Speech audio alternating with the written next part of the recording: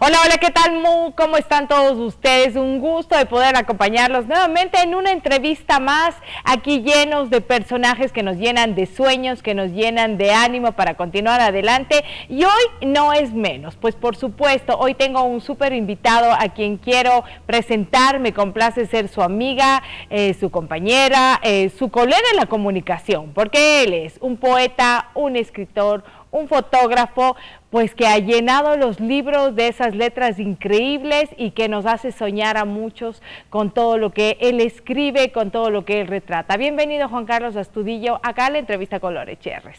Qué lindo, Lore, gracias en verdad por este espacio tan lindo. Qué gusto estar aquí. El gusto es mío, por supuesto, y pues bueno, contémosle a la gente cómo es que nació ese poeta dentro de ti, ese escritor. ¿Cómo fueron esos inicios de la infancia, Juan Carlos? Qué lindo que lo digas porque es en la infancia, ¿no? Yo creo que en casa los libros estaban en todo lado y el estudio de papi era un lugar así como misterioso. Es una de las primeras memorias que tengo de esa infancia chiquita. Es del estudio de papá y papá sentado ahí horas perdido en algo que yo no entendía qué era.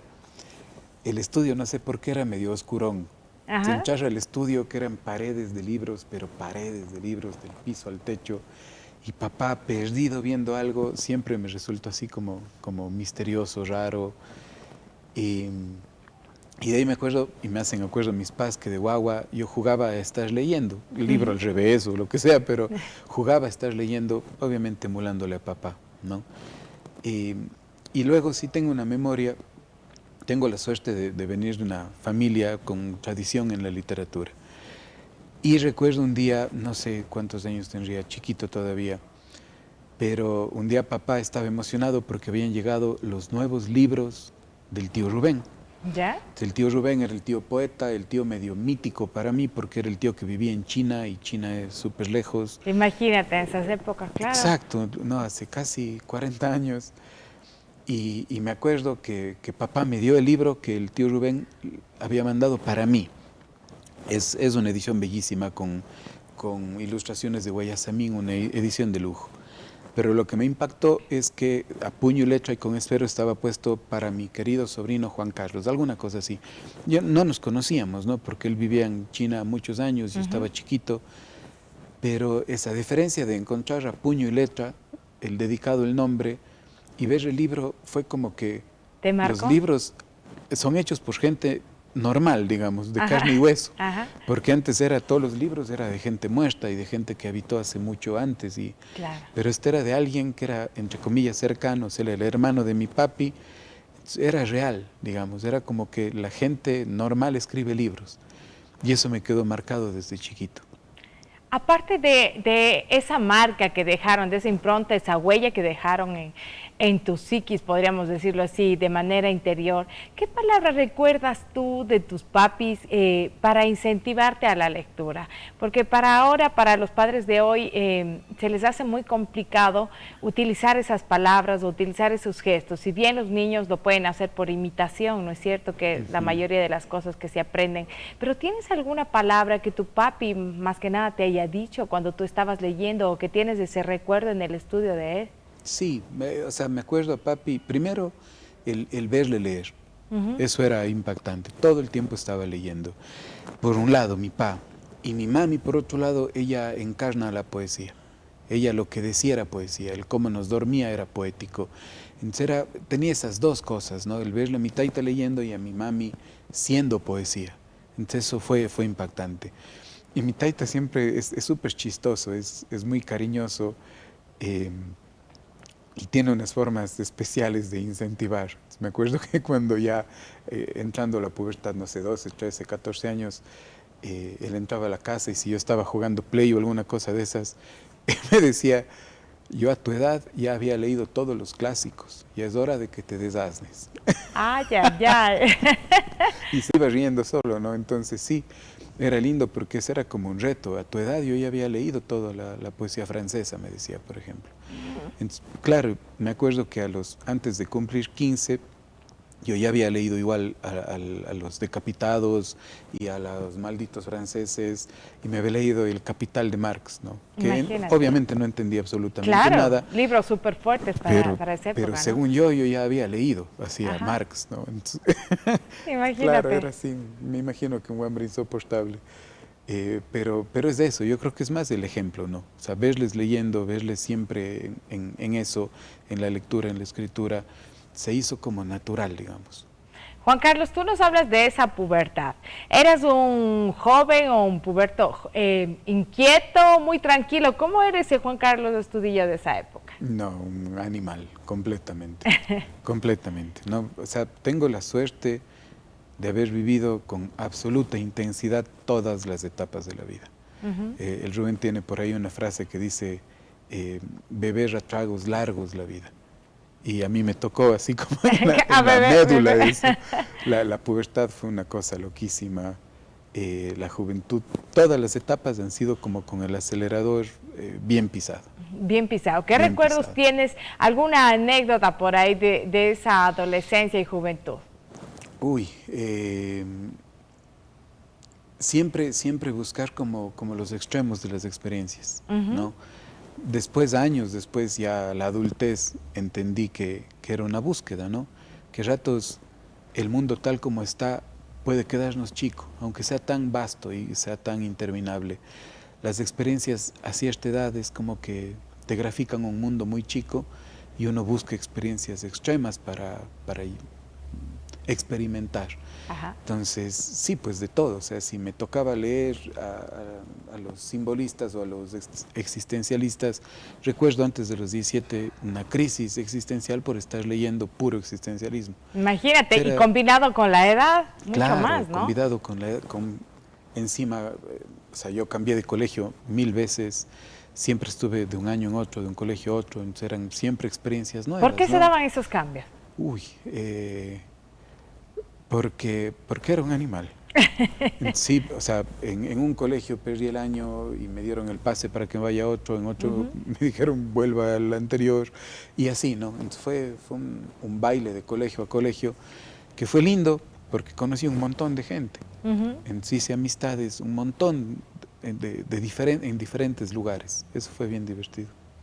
Juan Carlos, luego de ya la adolescencia te tocaba esa decisión, salir del colegio, tú aparte, pues bueno, de estudiar algunas carreras tienes también otros estudios mucho más profundos en literatura. Cuéntanos, ¿cómo fue ese paso para tomar la comunicación como carrera primero y posteriormente tus otros estudios, ¿no? También en la universidad. Lo de comunicación fue bien fácil, yo no sabía qué estudiar, no tenía idea. Creo que es cruel a los 17 años que escojas la carrera con la que vas a construir tu vida, ¿no?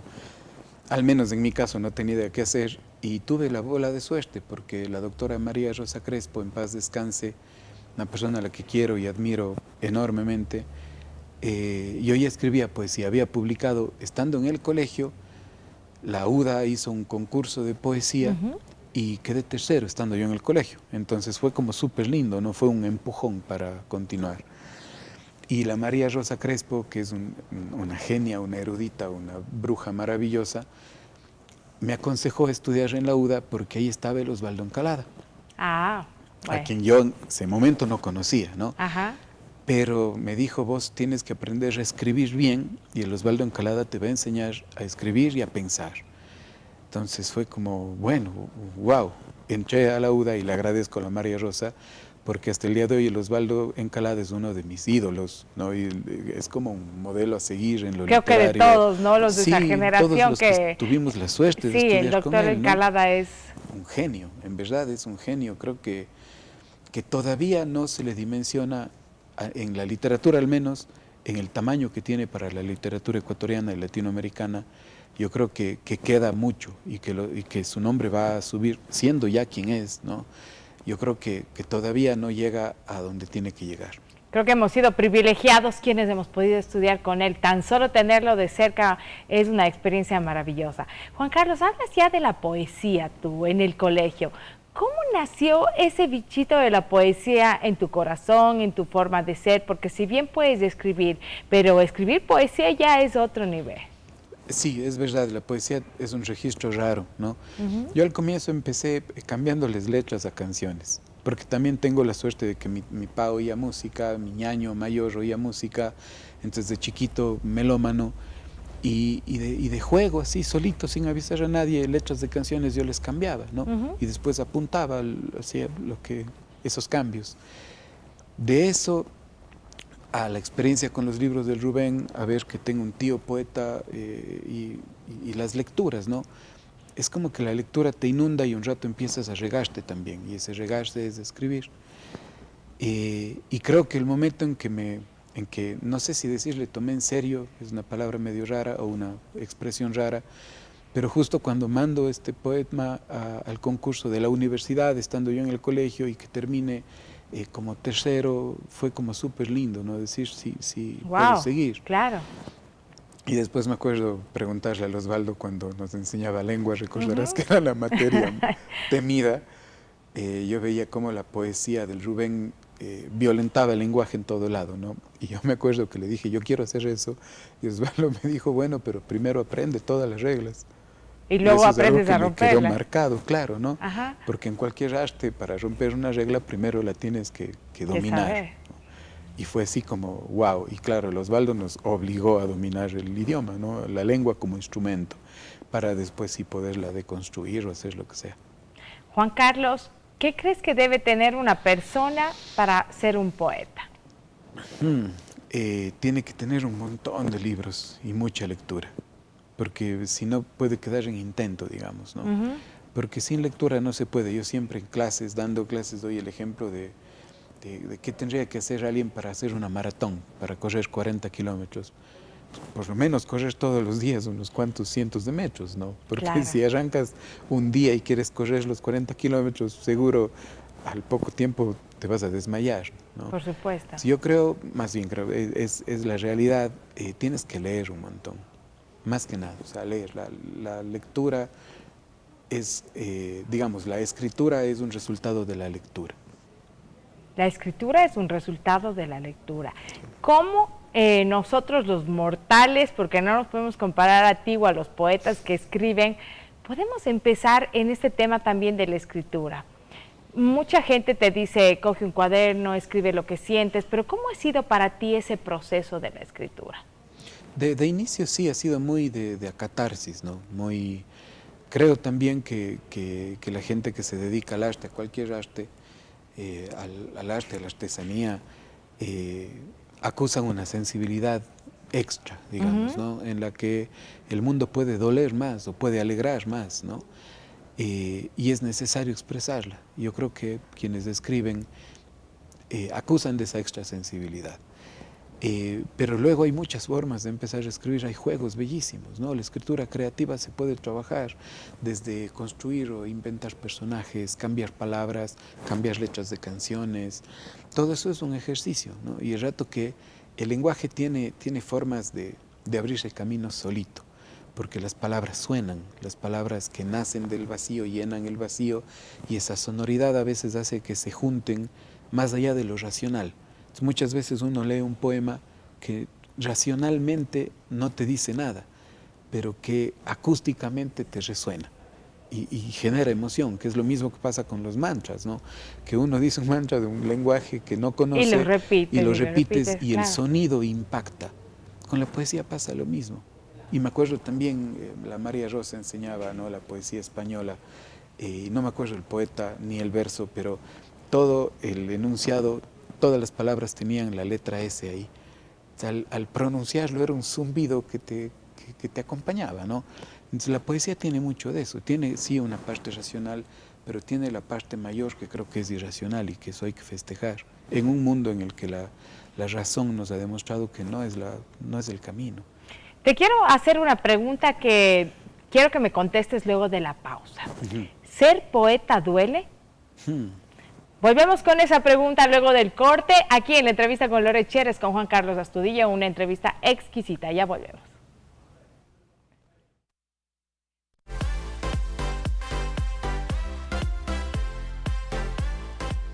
En Clínica Paucarbamba, nuestro deseo es tu salud. Contamos con modernas áreas, tecnología de vanguardia y un equipo de especialistas altamente capacitados. Desde consultas, emergencia 24 horas, hospitalización, quirófano, cuidados intensivos, neonatología, también tenemos servicios como laboratorio, imagenología y farmacia. Clínica Paucarbamba, donde cuidamos de ti y de los tuyos.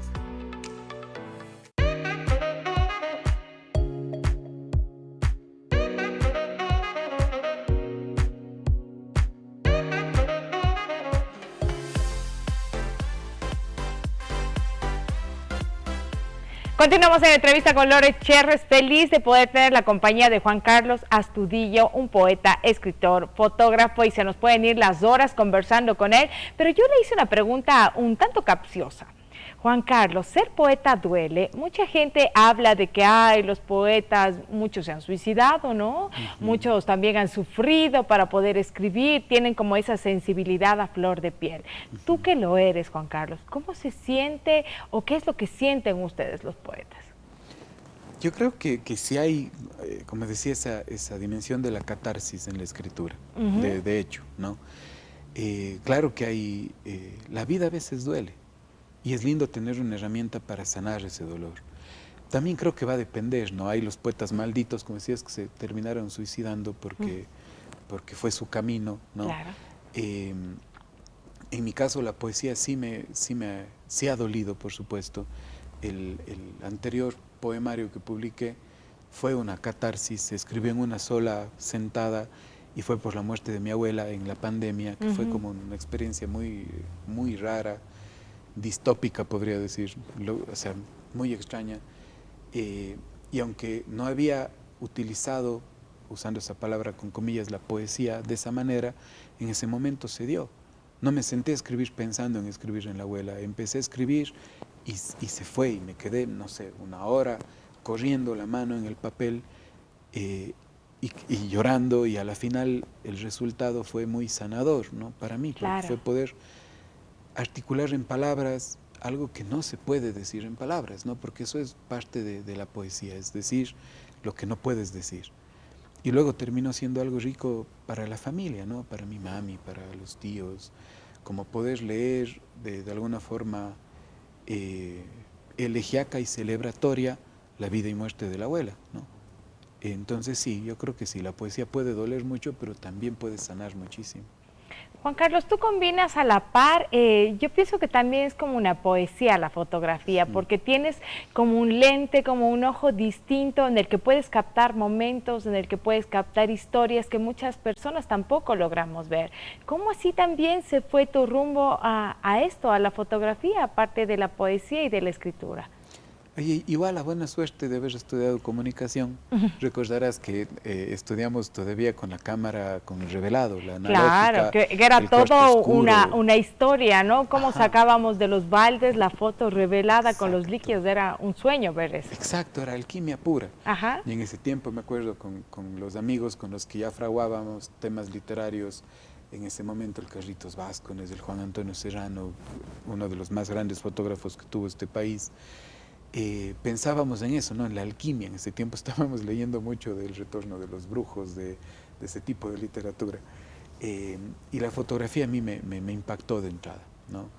Y luego igual los momentos adecuados en algún episodio de ruptura sentimental súper dramática de esas edades. De esos momentos que pasan. De esos momentos. Claro. Mis taitas me regalaron una cámara de fotos, me acuerdo clarito, una Fuji de esas point and shoot, ¿no? Y se convirtió, después los amigos me molestaban porque nos íbamos de fiesta y era re chistoso el día siguiente encontrarnos para ver las fotos y acordarnos de qué fue pasando, ¿no? Porque era como la cámara, como, no sé, pensando en Star Wars, sería el robotcito que acompañaba y al que le preguntabas después qué nomás pasó. Y no, la fotografía me enamoró. Tuve la suerte de estudiar primero en la carrera y luego de estudiarla ya por separado, ¿no? Y estudiar la fotografía como instrumento de investigación también. Y como vos dijiste al comienzo, la fotografía es un lenguaje, no hay pierde. Yo creo que es igualito, tiene sintaxis, tiene semántica, tiene pragmática. O sea, las reglas de composición son lo que son las reglas en la lengua, ¿no? Entonces me ha encantado o he intentado explorar eso de la fotografía como un signo indicial, es decir, como algo que está sugiriendo algo, no decirlo de frente, como en la poesía igual es indicial, te sugiere algo, te acompaña a que pienses algo. Yo creo que la fotografía o un tipo de fotografía puede tener esa misma intención, que es lo que a mí me ha interesado en la fotografía, digamos, artística, ¿no? Porque también me he dedicado a la fotografía periodística, a la fotografía documentalista, pero me interesa eso. Primero, que es un lenguaje, y segundo, que es un lenguaje que puede sugerir mucho antes que decirlo. ¿Qué te ha dado la fotografía, la literatura, la escritura a lo largo de este tiempo que lo has podido recorrer? Muchísimo, en verdad muchísimo. Me ha permitido conocer gente hermosísima, me ha hecho estudiar mucho, y en verdad estudiar es hermoso, o sea, conocer, entender es hermoso. Me ha permitido viajar también, ¿no? Y conocer otros lugares, y me ha permitido también ir mucho hacia adentro, que eso le agradezco a la foto y a la poesía, porque ambas son actividades ultra solitarias, porque el rato que uno está con la cámara es como que te aíslas del mundo, ¿no? Claro. Me acuerdo que alguna profesora maravillosa tenía un ejercicio que te decía: anda con tu cámara, párate en un lugar en el que no veas nada fotografiable y quédate ahí hasta que suceda algo. Y eso es un ejercicio que hago cada que puedo. Voy con la cámara en el trípode, me paro en una esquina o en una calle, en donde fuere, en donde no esté así como el paisaje increíble, las luces increíbles, y es parar la cámara ahí y estar ahí hasta que algo suceda, ¿no? Y había una fotógrafa hermosa, Diana Arbus, que tenía una frase que decía: cuando fotografías con atención plena, hay un momento en el que los elementos se acomodan para la foto. Y se conjuga eso, ¿no? Es como muy mágico, de nuevo, muy alquímico. Estar parado ahí, puede ser 10 minutos, 1 hora, 2 horas, y hay un rato en el que algo pasó y clic, y tienes la foto. Entonces es muy mágico. Y con la poesía pasa igual, porque la poesía te demanda ambos ejercicios, del irracional, que es la escritura, como yo la intento, ¿no? Escribir fuera de la razón, de la lógica, pero luego, lógicamente, hay un proceso de depuración, de edición, en el que lees y decantas lo escrito y eliminas palabras o cambias esto. Entonces tienes ambos ejercicios. Como que se va armando todo, ¿no? Se va armando desde lo no racional a lo racional, pero siempre estás ahí en un ejercicio de presencia, en el sentido de estar presente, que creo que es algo que no hacemos nunca, ¿no? Estar presentes. Sí, estamos siempre en el pasado, en el futuro, exacto, pero la presencia es como que estamos huyéndola, ¿no? Exacto, ¿no? Y es lo único que en verdad existe. El pasado es una reconstrucción, ¿no? Claro. Que la hacemos de acuerdo al estado de ánimo que tenemos.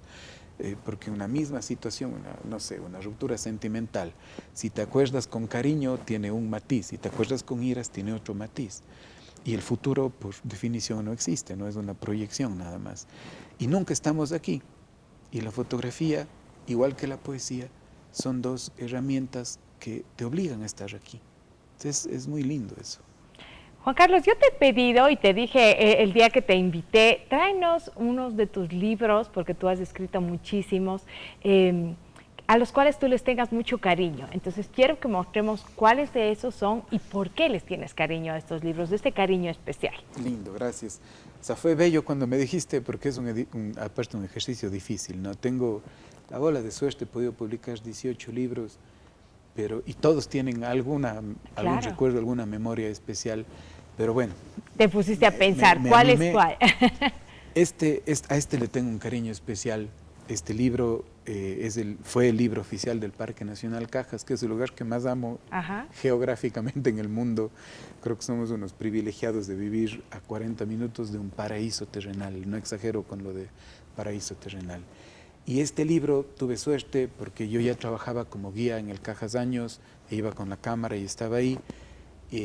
Armamos un equipo maravilloso con el Pablo Ramos como director de arte y el Bernardo Zamora como diseñador, y entre los tres hicimos este libro con textos aparte de Osvaldo Encalada, de mi papá y alguna gente. Reflejos de armonía, ¿no? Reflejos de armonía, y este es un libro que intenta reflejar lo que es el Parque Nacional Cajas.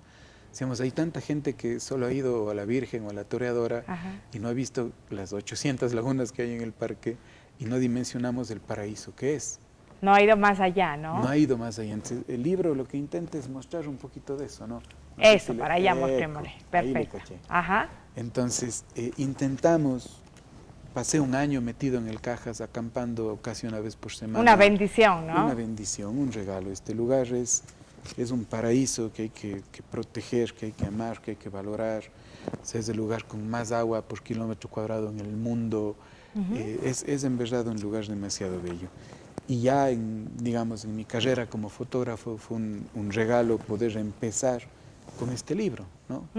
Que es un libro, el formato mismo del libro es bello, ¿no? Si alguien a lo mejor ahorita se entera y dice, ay, nunca lo tuve, nunca supe de ese libro, ¿hay cómo conseguirlo todavía o no? En la versión impresa yo creo que no, ojalá se saque una segunda edición, sería lindo. En la versión, digamos, en línea, me acuerdo hace tiempos, puse en redes sociales que quiera, les mando, y fueron como 400 personas que me escribieron y les mandé las artes finales, ¿no? Porque en digital también funciona. Y está subido en una página también para de libre descarga. Entonces ahí quien quiera me eche un mensajito por redes o el teléfono. Y quien le quiere escribir puede decirle Tuga, porque lo conocemos todos en el mundo real como Tuga, ¿no? Con todo el cariño del mundo. Juan Carlos, y en el tema de la escritura, ¿qué libro de estos que nos trajiste también le tienes como tú mimado? Bueno, podríamos hablar también de un último que lanzaste, pero cuéntanos cuál lo trajiste acá. Lindo. El anterior, justo este poemario, le tengo mucho cariño. Este poemario publicó la UDA. Y me encanta porque en este mezclo la fotografía y la poesía. Ah, mira. Es un trabajo que me tomó varios años, varios años, en el que intenté, no sé si me salió, ya quien lo vea podrá decirlo, pero intenté quizá fusionar las dos cosas. Sí, que no sea que el texto depende del poema o que el poema depende del texto, sino que cada uno está independiente, pero generando un diálogo entre sí, ¿no? Y entonces va esa mezcla, ¿no? de texto y fotografía en este intento de hibridar los dos lenguajes. Imagínate. Y le tengo mucho cariño al libro porque esta primera edición impresa fue hecho por la UDA, a quienes les agradezco muchísimo, a la querida Toa Tripaldi, que dirige la casa editorial, pero luego tuvo una segunda edición con Alfabeto del Mundo y Línea Imaginaria, que es una colección de poesía internacional que tiene 48 libros de varios países, y fue un enorme honor porque de Ecuador estamos dos autores, ¿no? Sara Vanegas y yo. Imagínate. Con este libro en esta segunda edición. De Cuenca, perdón, quise decir. De Ecuador está también la querida Leida Quevedo y Edwin Madrid, que dicho sea de paso son quienes sostienen ese espacio de Alfabeto del Mundo, que es un proyecto impresionante. Entonces le tengo mucho cariño a este libro porque es el primero en el que intenté fusionar y que luego tuvo, digamos, este primer tiraje con la UDA y esta segunda versión digital con Alfabeto del Mundo. Eso me hace muy feliz, obviamente. Juan Carlos, un escritor, un poeta, se demora mucho para escribir. En tu caso tienes muchos tachones por ahí que dices no me gusta, lo dejas un tiempo y luego lo vuelves a leer. ¿Cómo es ese proceso? Tal como lo acabas de decir, yo soy un escritor lento más bien, ¿no? A mí me toma mucho tiempo este libro, El tiempo semejante me tomó como 6 años estarle editando. El libro que acabo de publicar hace menos de un mes está desde el 2020 siendo trabajado. Entonces, claro, yo trabajo hasta tener un primer borrador, digamos, final. Y de ahí va un tiempo de depuración, de quitar esta palabra, de sumar esto, de hacer este otro, de tratar de que el ritmo sea como uno quiere que sea, y luego dejarlo descansar un buen tiempo, ¿no? Meses para volver sobre el libro con la mirada fresca y tratar de seguirlo editando. Hasta llegar a un punto en el que o intentas publicar o le borras. Creo que ese es mi punto de que ya hasta ahí fue, ¿no? Que no puedo quitar o sumar una palabra. Ese momento ya le confío y obviamente algo que es importante es tener lectores o lectoras, amigos a quien poder decirles dame una opinión. En mi caso, el primer lector es siempre mi taita, ¿no? Ajá. Y luego un par de amigos a los que les confío el texto y sé que su retroalimentación va a ser positiva. O sea, positiva en el término en que aunque me den duro, me va a ayudar a mejorar, ¿no? Claro, o a salir Sí. adelante. Finalmente, Juan Carlos, bueno, el tiempo se nos pasa volando, nos encantaría quedarnos de largo, pero ¿qué se viene para ti? ¿Qué le agradeces a la vida en este momento que estás? Ahorita el ser taita, el estar casado con Ángel, el vivir en verdad un sueño. Este rato puedo decir que la vida es súper linda, súper generosa. Tengo un trabajo hermoso, estoy haciendo libros, es mi trabajo, haciendo la feria del libro. Entonces, estoy en el medio en el que me gusta, ¿no? Y he tenido mucha suerte, he trabajado en el Parque Nacional El Cajas años, le amo y quiero volver algún día ya a trabajar ahí, quiero decir. Ahora mismo estoy en el tema editorial y me fascina produciendo libros para otra gente. Es un momento muy bonito de la vida, viéndoles crecer a mis guaguas, que es la parte más circense y divertida. Qué hermoso, Juan Carlos. Realmente para mí es un honor. Ha sido un amigo de toda la vida, al cual quiero, aprecio muchísimo y admiro por sobre todas las cosas. Y te agradezco que hayas estado con nosotros, te agradezco pues que me hayas acompañado en esta nueva faceta que nos vemos. Ya un poquito más grandes, pero siempre recordando aquellos temas tan lindos de la universidad, de la amistad y que ha perdurado por todo este tiempo. Gracias, gracias amigo querido por haber venido. No, gracias a vos, Lore. El cariño, la admiración es de ida y vuelta. Te agradezco mucho por este espacio. Muchísimas gracias. Y muchísimas gracias a todos ustedes por siempre vernos, por siempre seguirnos, por darnos ese like. Recuerden, domingos 9 de la noche nos encontramos siempre y también búsquenos en YouTube por si acaso usted quiere saber alguna parte de la entrevista que se perdió porque se levantó un momentito, pues bueno, mírela a través de YouTube también y nosotros nos encontraremos en una próxima edición aquí en Entrevista con Lore Cherres. Hasta la próxima.